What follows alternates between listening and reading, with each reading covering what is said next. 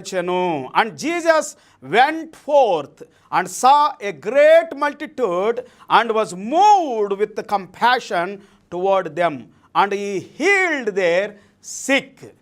వారిని కనికరముతో చూశాడంటండి వారి వైపు. హల్లెలూయా.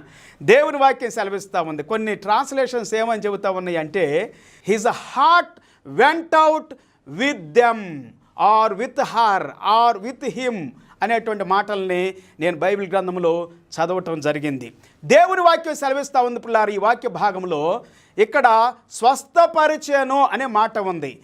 ఎందుకు యేసు ప్రభు వారు వారిని స్వస్థపరిచాడు అని అంటే, ఆయన ఎంతో కనికరము కలిగిన కంపాషన్.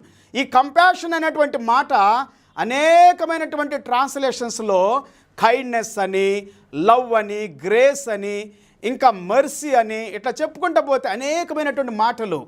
పిల్లరా, దేవుని